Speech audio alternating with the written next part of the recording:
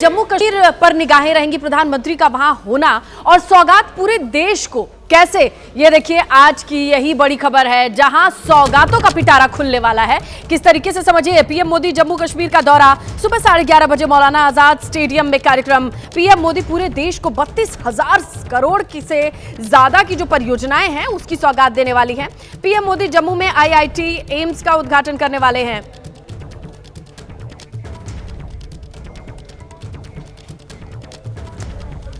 और प्रधानमंत्री नरेंद्र मोदी आज जम्मू में एक जनसभा को संबोधित करेंगे। जम्मू कश्मीर के विकास के लिए केंद्र सरकार का जो कमिटमेंट है उसको वहां पर वो बताएंगे और ये भी बताएंगे कि आर्टिकल 370 हटने के बाद वहां से बदलाव की नई तस्वीर क्या बनी है। प्रधानमंत्री सुबह करीब 11:30 बजे जम्मू के मौलाना आजाद स्टेडियम पहुंचेंगे। स्वास्थ्य, शिक्षा, रेल, सड़क, एयरपोर्ट, पेट्रोलियम समेत अलग अलग क्षेत्रों से जुड़ी 32,000 करोड़ रुपए से अधिक की कई विकास परियोजनाओं का उद्घाटन, लोकार्पण और शिलान्यास करेंगे। प्रधानमंत्री IIT जम्मू और IIM जम्मू का उद्घाटन करेंगे। जम्मू एयरपोर्ट की नई टर्मिनल बिल्डिंग का शिलान्यास करेंगे। बनिहाल संगलदान के बीच नई रेल लाइन का और बारामूला श्रीनगर बनिहाल संगलदान सेक्शन के विद्युतीकरण का उद्घाटन करेंगे। दिल्ली अमृतसर कटरा एक्सप्रेसवे के 2 हिस्सों की आधारशिला रखेंगे। लगभग 1,660 करोड़ रुपए की लागत से बने एम्स जम्मू का उद्घाटन करेंगे। 227 एकड़ से अधिक में बने एम्स में मरीजों के लिए 720 बेड हैं, 125 सीट वाला मेडिकल कॉलेज, 60 सीटों वाला नर्सिंग कॉलेज और 30 बिस्तरों वाला आयुष ब्लॉक है। देखिए, एजुकेशन के लिहाज से भी बहुत अहम है ये दौरा, क्योंकि वहां से जिस तरीके की अनाउंसमेंट होने वाली है वो भी बहुत खास है। इसके अलावा जनसभा को भी संबोधित करने वाले हैं। पूरे कार्यक्रम की रूपरेखा समझ लेते हैं 60 सेकंड में। देश भर में एजुकेशन और स्किलिंग इंफ्रास्ट्रक्चर को अपग्रेड और तेजी से डेवलप करने के लिए प्रधानमंत्री मोदी 3 नए IIM यानी कि IIM जम्मू, IIM बोधगया और IIM विशाखापट्टनम का उद्घाटन करेंगे। IIT Bhilai, IIT Tirupati, IIT Jammu, IIT DM Kanchipuram राष्ट्र को समर्पित करेंगे। प्रधानमंत्री आज IIS यानी कि भारतीय कौशल संस्थान कानपुर के स्थायी परिसर का उद्घाटन करेंगे। केंद्रीय संस्कृत विश्वविद्यालय के देवप्रयाग और अगरतला के 2 परिसरों का भी उद्घाटन करेंगे। छात्रों की शैक्षणिक आवश्यकताओं को पूरा करने के लिए मोदी सरकार का केंद्रीय विद्यालय और नवोदय विद्यालय पर भी पूरा फोकस है। केंद्रीय विद्यालयों के 20 नए भवन और 13 नए नवोदय विद्यालय भवन का उद्घाटन करेंगे। और आइए अब कांग्रेस सांसद राहुल गांधी की बात करते हैं। वो भारत जोड़ो न्याय यात्रा लेकर निकले हुए हैं, लेकिन आज उस पर एक छोटा सा ब्रेक लगेगा। इस वजह से क्योंकि उनको मानहानि के एक मामले में कोर्ट में पेश होना है और ये मामला अमित शाह के खिलाफ टिप्पणी का है, साल 2018 का।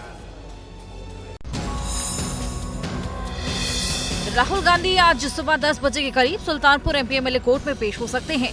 राहुल गांधी पर अमित शाह पर 15 जुलाई 2018 को बेंगलुरु में आपत्तिजनक टिप्पणी करने का आरोप है। 4 अगस्त 2018 को एक बीजेपी नेता की ओर से राहुल के खिलाफ मानहानि का केस दायर किया गया था। 16 दिसंबर 2023 को सुल्तानपुर MP MLA कोर्ट ने वारंट जारी किया था। आखिरी सुनवाई 18 जनवरी को हुई थी और ऐसे में पेश नहीं होने के पीछे राहुल के वकील ने न्याय यात्रा का हवाला दिया, जिसके बाद कोर्ट ने पेशी के लिए आज यानी 20 फरवरी की तारीख मुकर्रर की थी। राहुल गांधी की न्याय यात्रा कल ही अमेठी पहुंची थी। बीजेपी पर जमकर बरसे तो अमेठी दौरे पर पहुंची केंद्रीय मंत्री स्मृति ईरानी ने फौरन पलटवार किया। इनका हिंदुस्तान है, तुम्हारा है ही नहीं। तुम्हारा काम भारत माता की जय, उनका काम पैसे गिनने का। जो व्यक्ति अपनी गठबंधन को स्वीकार नहीं है नेता के रूप में, उसको जनता स्वीकार करेगी। सुनी सड़कें आपको क्या कह रही हैं कि 2019 में राहुल ने अमेठी छोड़ा, आज अमेठी ने राहुल को छोड़ दिया। और देखिए, इसी बीच बड़ी खबर ये है कि राहुल गांधी की न्याय यात्रा यूपी में है और इसे ज्वाइन कर सकती है प्रियंका गांधी। इस वक्त की बड़ी खबर, प्रियंका के मुरादाबाद से इस यात्रा में शामिल होने की खबर है। तबीयत खराब होने की वजह से वो इस यात्रा से जुड़ी नहीं थी। उत्तर प्रदेश में काफी लंबा काम किया था पिछले चुनाव को अगर आप देखें, लोकसभा विधानसभा, लेकिन अब 24 फरवरी को वो शामिल हो सकती है। सूत्रों से ये जानकारी मिल रही है।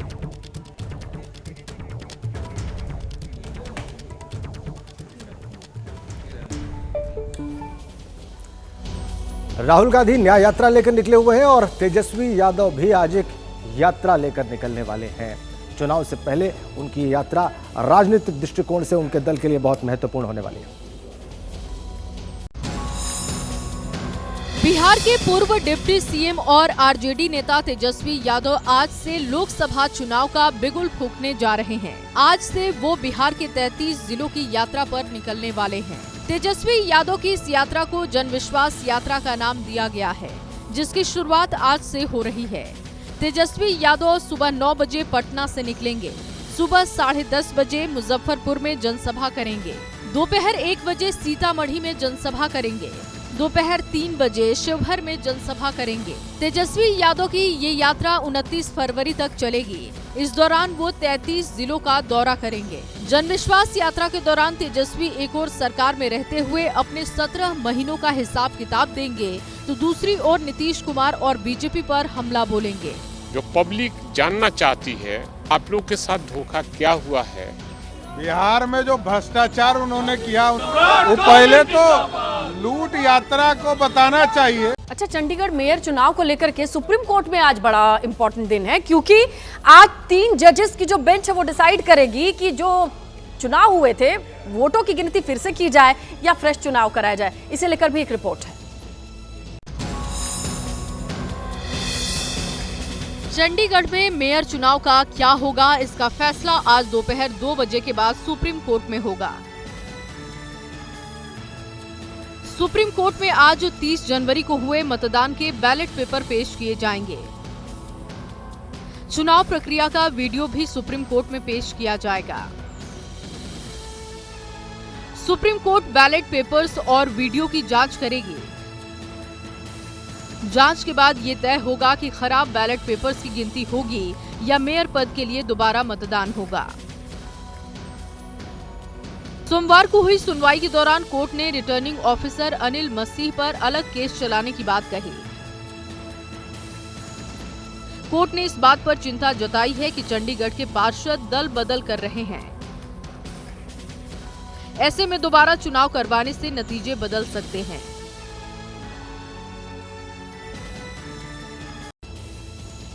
और अब एक महत्वपूर्ण खबर, महाराष्ट्र विधानसभा का विशेष सत्र बुलाया गया है मराठा आरक्षण की बात को लेकर, और इसमें सरकार 10 से 12% आरक्षण को लेकर जो मराठाओं के लिए होगा एक प्रस्ताव भी रख सकती है। मराठा आरक्षण पर मनोज जारांगे के अनशन और शहर शहर हो रहे प्रदर्शन के बीच आज महाराष्ट्र विधानसभा का विशेष सत्र होगा। विशेष सत्र में मराठाओं को आरक्षण के मुद्दे पर चर्चा होगी। मराठाओं को 10 से 12% आरक्षण देने का फैसला हो सकता है। मनोज जारांगे पाटिल ने शिंदे सरकार पर मराठा आरक्षण में लेट लतीफी का आरोप लगाते हुए 10 फरवरी से अनशन शुरू किया था। इसके बाद महाराष्ट्र में कई शहरों में प्रदर्शन शुरू हो गए थे। सरकार ने आंदोलन को रोकने के लिए विधानसभा का स्पेशल सत्र बुलाने का ऐलान किया था। इससे पहले 16 फरवरी को महाराष्ट्र राज्य पिछड़ा वर्ग आयोग ने सरकार को मराठा समुदाय पर रिपोर्ट सौंपी थी। इस रिपोर्ट में मराठाओं के सामाजिक, आर्थिक और शैक्षणिक पिछड़ेपन का जिक्र है। विधानसभा के विशेष सत्र से पहले इस रिपोर्ट को मंजूरी दी जाएगी और फिर शिंदे सरकार इसी रिपोर्ट को आधार बनाकर मराठा आरक्षण का ऐलान कर सकती है। और देखिए किस तरीके से मौसम का फिल्टर बड़ी तेजी से बदल रहा है। हिमाचल से, कश्मीर से कुछ ऐसी तस्वीरें आई हैं बर्फबारी के बाद, बहुत खूबसूरत नजारा है। ये तस्वीरें जम्मू कश्मीर की हैं, जहां बर्फबारी का नया दौर जारी है। हर ओर सिर्फ और सिर्फ कुदरत की बिछाई सफेद चादर नजर आ रही है। कश्मीर की तरह ही लद्दाख में भी भीषण हिमपात हो रहा है। क्या गाड़ियां, क्या मकान और क्या दुकान, हर जगह को बर्फ ने अपने आगोश में ले रखा है। स्थानीय लोगों को परेशानी हो रही है, लेकिन वो फिर भी खुश हैं, क्योंकि ये बर्फबारी टूरिज्म और खेती के लिए बहुत फायदेमंद साबित होगी। ये बर्फबारी यहाँ के लोगों के लिए काफी खुशियाँ लेकर आई है, और मैं आपको बताता चलूँ कि इस साल की सबसे बड़ी बर्फबारी है, क्योंकि यहाँ बर्फ की बहुत कमी महसूस कर रहे थे। ऊंचे इलाकों पर जारी लगातार बर्फबारी से जम्मू कश्मीर और लद्दाख की घाटियां गुलजार हो गई हैं। कुदरत की सफेद चादर में उत्तराखंड और हिमाचल के ऊंचे इलाके भी लिपटे हुए नजर आ रहे हैं। बीते 2 दिन से यहाँ पर बर्फबारी का नया राउंड ऑन है। ये तस्वीरें बद्रीनाथ धाम की है, जहां रुई के सफेद फाहों की तरह लगातार बर्फ गिर रही है। तो इस बर्फबारी की वजह से मौसम बदल रहा है और बहुत तेजी से जो दिन का तापमान ऊपर की तरफ जा रहा था उस पर रुकावट लग। कहते हैं रिश्ता पक्का हो तब तो बात आगे बढ़े। कम से कम उत्तर प्रदेश में कांग्रेस की ओर से न्याय यात्रा वाली बारात तो आ गई है, लेकिन अखिलेश यादव समाजवादी पार्टी के मुखिया बाराती होंगे या नहीं, इस पर तस्वीर साफ नहीं है। पेच कहां फंसा है? पेच फंसा है सीट शेयरिंग को लेकर के। समाजवादी पार्टी की तरफ से क्लियर किया गया है कि जब तक कि 17 सीटों वाली बात पर क्लैरिटी नहीं मिलेगी वो यात्रा में शामिल नहीं होंगे और कुल मिलाकर के मामला यहीं फंसा हुआ है।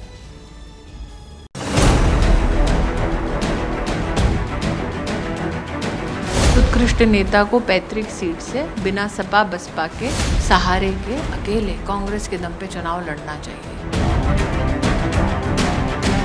सीटों का बंटवारा हो जाएगा, समाजवादी पार्टी उनके न्याय यात्रा में शामिल हो जाएगी। अखिलेश जी की गठबंधन में सीट शेयरिंग में न सिर्फ आस्था है पर बड़ी ईमानदारी से वो ये बात कर रहे हैं। राहुल गांधी की न्याय यात्रा क्या कमाल कर पाएगी अमेठी और रायबरेली? इतना कमाल किया है, अखिलेश यादव छोड़ के भाग गए हैं। भाजपा के छक्के छुड़ाएंगे। जो व्यक्ति अपनी गठबंधन को स्वीकार नहीं है नेता के रूप में, उसको जनता स्वीकार करेगी।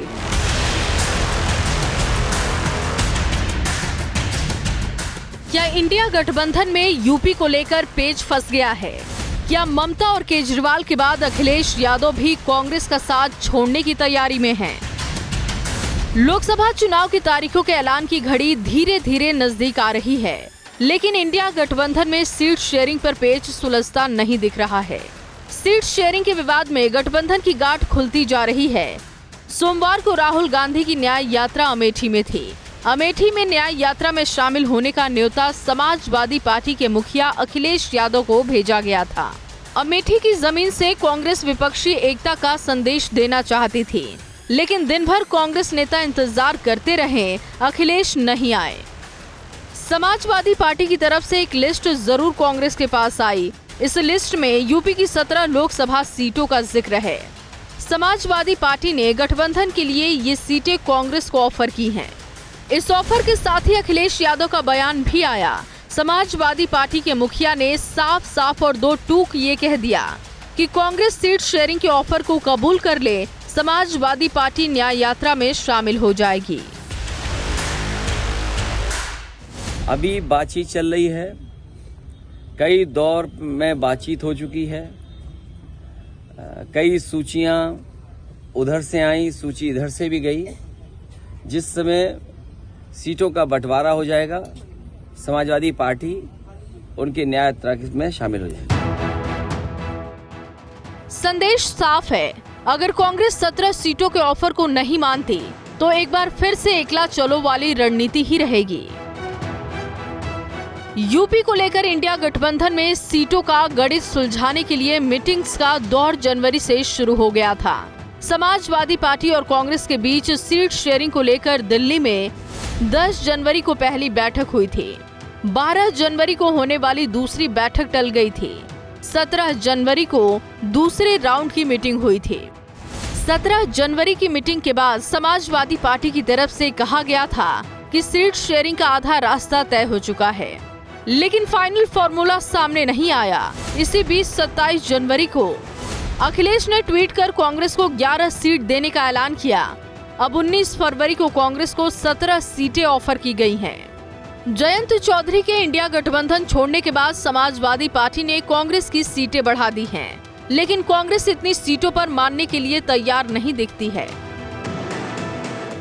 अखिलेश जी की गठबंधन में सीट शेयरिंग में न सिर्फ आस्था है पर बड़ी ईमानदारी से वो ये बात कर रहे हैं, और बिल्कुल उनका कहना ठीक है। हम लोग सीट शेयरिंग पे बात कर रहे हैं, हम लोग बिल्कुल एक अच्छे निष्कर्ष पे पहुंचेंगे, एक मजबूत विपक्ष बन के लड़ेंगे और भाजपा के छक्के छुड़ाएंगे। उन्होंने ऐसी कोई कंडीशन हमारे सामने तो नहीं लगाई थी, लेकिन अभी 25 तक यात्रा है उत्तर प्रदेश में। यहाँ के बाद पश्चिमी उत्तर प्रदेश जाएगी, वो कहीं पर भी ज्वाइन कर सकते हैं। हमारे राष्ट्रीय अध्यक्ष जी ने राहुल जी को निमंत्रण दिया था इस यात्रा में शामिल होने के लिए, और राहुल जो उन्होंने इस यात्रा में आने की सहमति दी थी वो अपने पत्र से लिख कर दिया था कि मैं रायबरेली अमेठी में दोनों में से कहीं भी शामिल होऊंगा। अखिलेश जी ने अच्छे वातावरण में बात चल रही है और बहुत ही जल्द इसका सकारात्मक परिणाम आएगा और निश्चित तौर से इंडिया गठबंधन मजबूती के साथ मिलकर चुनाव लड़ेगा। कांग्रेस के इस वेट एंड वॉच वाली रणनीति के बीच समाजवादी पार्टी ने यूपी में अब तक अपने 27 उम्मीदवार घोषित कर दिए हैं। समाजवादी पार्टी ने उम्मीदवारों की पहली लिस्ट 30 जनवरी को जारी की थी। इसमें 16 उम्मीदवार थे। 19 फरवरी को जारी दूसरी लिस्ट में 11 उम्मीदवार हैं। यानी समाजवादी पार्टी धीरे धीरे अपने उम्मीदवार उतार रही है। वहीं कांग्रेस अभी गठबंधन को लेकर असमंजस में है। दरअसल गठबंधन का पेच चंद सीटों को लेकर उलझ गया है। कांग्रेस मुरादाबाद सीट अपने लिए चाहती है। समाजवादी पार्टी के एसटी हसन मुरादाबाद से सांसद हैं। 2009 में ये सीट कांग्रेस के टिकट पर मोहम्मद अजहरुद्दीन ने जीती थी। 2024 में कांग्रेस इस सीट से अपना उम्मीदवार उतारना चाहती है। सूत्रों के मुताबिक समाजवादी पार्टी की तरफ से कांग्रेस को 17 सीटों का जो नया ऑफर भेजा गया है, उसमें से मुरादाबाद का नाम नहीं है। मुरादाबाद को लेकर मामला यहां तक उलझा है कि सिटिंग सांसद होने के बाद भी अखिलेश चाहकर भी इस सीट से उम्मीदवार का ऐलान नहीं कर पा रहे हैं। बाकी जिन सीटों पर समाजवादी पार्टी के सांसद हैं, वहां प्रत्याशियों का ऐलान हो चुका है। आज अखिलेश यादव मुरादाबाद के दौरे पर रहेंगे। यहां वो विधायक नवाब खान के पारिवारिक कार्यक्रम में शामिल होंगे। यूपी में राहुल गांधी की न्याय यात्रा का दूसरा फेज भी 24 फरवरी को मुरादाबाद से ही शुरू होगा। यानी दोनों पार्टी मुरादाबाद पर दावा नहीं छोड़ना चाहती हैं। चर्चा कुछ दूसरी सीटों को लेकर भी तनातनी की है। अखिलेश यादव जी कह रहे हैं कि हाँ जुड़ेंगे, यात्रा में जुड़ेंगे। और भारत जोड़ो न्याय यात्रा अलायंस की तो नहीं है, इंडिया अलायंस की, वो कांग्रेस पार्टी की है। कांग्रेस पार्टी अपने उनके लीडर पूरे वहाँ पे घूम रहे हैं, जैसे उन्होंने नॉर्थ साउथ किया था, ईस्ट वेस्ट कर रहे हैं। तो उसमें जुड़ने ना जुड़ने से हमें ये नहीं देखना है कि इंडिया अलायंस किसी तरीके से कमज़ोर है या जो भी है। मजबूती से हम लड़ रहे हैं, मजबूती से हम लोग साथ खड़े हुए हैं और आने वाले समय में हम चुनौती देंगे। राहुल गांधी की काबिलियत पर इतना नाज है कांग्रेस के नेतृत्व को, तो बिना किसी के सहारे के अकेले कांग्रेस के टिकट पे चुनाव लड़वा कर देख लो। दूसरा, अगर वाकई वो मानते हैं कि राहुल गांधी को उनकी इंडिया अलायंस एक उत्कृष्ट नेता के रूप में देखती है, तो कोशिश कर लो उनको अलायंस का नेता घोषित करवाने में। चर्चा ये है कि कांग्रेस वो सभी सीटें चाहती है जो उसने 2009 में जीती थी। ये आंकड़ा 21 सीटों का है। इसीलिए कांग्रेस फिलहाल वेट एंड वॉच के मूड में है। राहुल की न्याय यात्रा अभी कुछ और दिन यूपी में है। ऐसे में कांग्रेस को भरोसा है कि बात बन जाएगी और अखिलेश न्याय यात्रा में शामिल होंगे। वहीं समाजवादी पार्टी भी कांग्रेस के जवाब का इंतजार कर रही है। Bureau report, ABP news. Kamalnath की बात करते हैं। क्या वो मान गए हैं? क्या उनको मनाने में कांग्रेस नेतृत्व कामयाब रहा है? 4 दिनों से कमलनाथ के बीजेपी में जाने की चर्चा के बाद सोमवार शाम से ये सवाल सियासी गलियारे में गूंज रहे हैं। कांग्रेस का दावा है कि कमलनाथ पार्टी में रहेंगे और बीजेपी में नहीं जाएंगे। इतना ही नहीं, कांग्रेस ये भी कह रही है कि मध्य प्रदेश में राहुल की न्याय यात्रा के संचालन में कमलनाथ की अहम भूमिका होगी। आज इसी सिलसिले में भोपाल में बैठक है और इस बैठक में कमलनाथ को भी शामिल होना है। तो आज नजर इस बात पर रहेगी कि कमलनाथ भोपाल में कांग्रेस की बैठक में पहुंचते हैं या नहीं।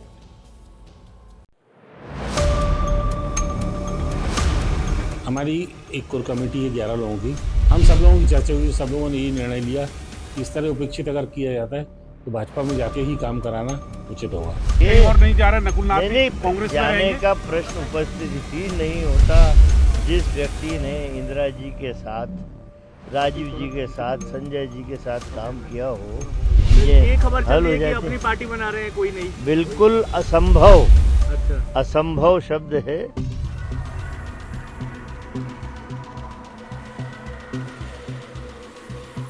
तो क्या कमलनाथ मान गए हैं? क्या कांग्रेस कमलनाथ को रोकने में कामयाब हो गई? भोपाल टू दिल्ली 4 दिन चली सियासी अटकलों के बाद अब करीब करीब ये साफ हो गया है कि कमलनाथ और उनके बेटे नकुलनाथ बीजेपी में शामिल नहीं होंगे। सोमवार को दिन भर कमलनाथ के घर के बाहर समर्थकों का हुजूम रहा। समर्थकों की आवाजाही जारी रही। अंदर बैठकों का दौर चल रहा था और बाहर ये सवाल था कि कमलनाथ आगे क्या करेंगे। आखिरकार कमलनाथ के करीबी और पूर्व सांसद सज्जन सिंह वर्मा मीडिया के सामने आए और ऐलान किया कि कमलनाथ कहीं नहीं जा रहे हैं। वो कांग्रेस में थे, कांग्रेस में हैं और कांग्रेस में रहेंगे। कहीं और नहीं जा रहे नकुलनाथ भी कांग्रेस में जाने का प्रश्न उपस्थित ही नहीं होता। जिस व्यक्ति ने इंदिरा जी के साथ, राजीव जी के साथ, संजय जी के साथ काम किया हो, सर जो नाराजगी हो रही थी, नाराजगी वो दूर हो गई है। देखिए कौन सा ऐसा राजनीतिक दल है जहाँ राजी नाराजी ना होती हो। ये चलता रहता है कि कुछ निर्णय होते जिनसे मतेक की नहीं होता, मन नहीं मिलता, ये खबर हल चल हो रही है कि जाते अपनी पार्टी बना रहे हैं, कोई नहीं। बिल्कुल असंभव, अच्छा असंभव शब्द है। चंद घंटों में सारा सियासी खेल बदल गया।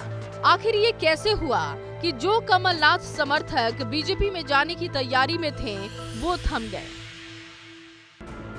सूत्रों के मुताबिक कमलनाथ को रोकने के लिए कांग्रेस का शीर्ष नेतृत्व एक्टिव हुआ।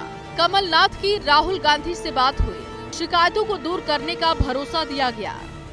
इसके साथ ही मध्य प्रदेश में अलग थलग पड़े कमलनाथ को फिर से प्रदेश में मेन स्ट्रीम में लाने की तैयारी शुरू हो गई है। राहुल गांधी की न्याय यात्रा जल्द ही मध्य प्रदेश पहुंचने वाली है।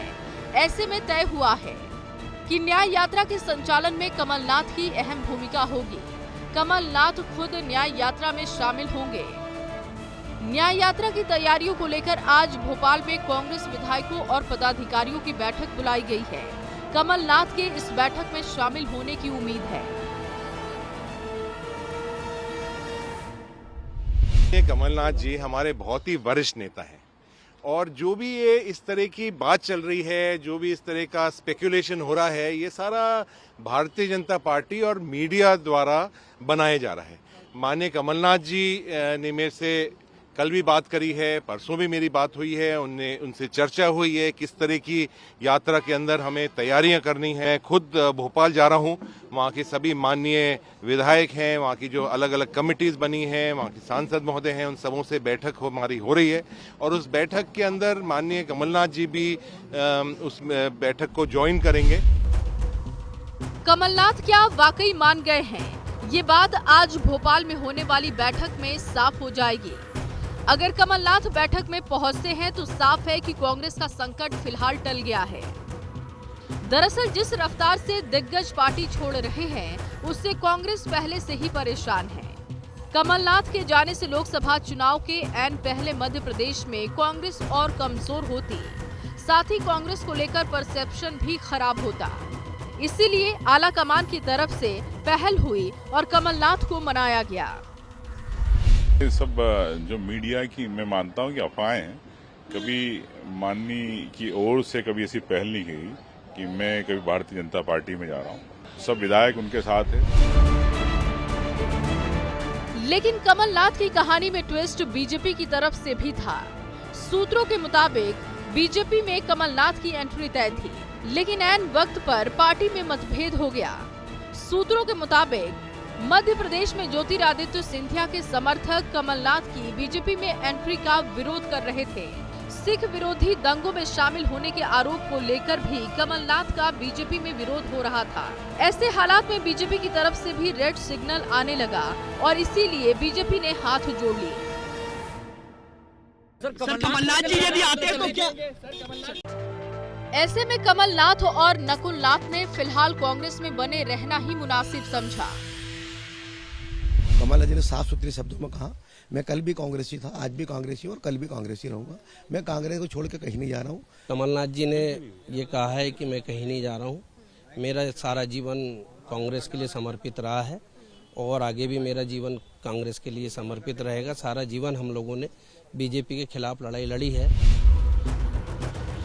कांग्रेस का फोकस फिलहाल मध्य प्रदेश में अपने विधायकों को एकजुट रखना और कमलनाथ और उनके समर्थकों को फिर से संगठन में एडजस्ट करने पर है। कांग्रेस नहीं चाहती कि राहुल गांधी की न्याय यात्रा जब मध्य प्रदेश में पहुंचे तो वहां बगावत हो। इसीलिए भोपाल से दिल्ली तक कसरत शुरू हो गई है। सरकार वर्सेस किसान, ये घमासान थमता नजर नहीं आ रहा। चंडीगढ़ में चौथे राउंड की मीटिंग के बाद समझौते की उम्मीद जगी थी। सरकार ने एमएसपी के लिए किसानों के सामने 5 फसलों पर कॉन्ट्रैक्ट का प्रस्ताव पेश किया था, लेकिन मीटिंग 24 घंटे के भीतर ही किसानों ने सरकार का प्रस्ताव रिजेक्ट कर दिया। किसानों का कहना है कि सभी फसलों पर एमएसपी की कानूनी गारंटी मिलनी चाहिए। सरकार का प्रस्ताव खारिज करने के बाद किसान अब दिल्ली कूच की तैयारी में है। किसान संगठनों ने 21 फरवरी को दिल्ली कूच का ऐलान भी कर दिया है।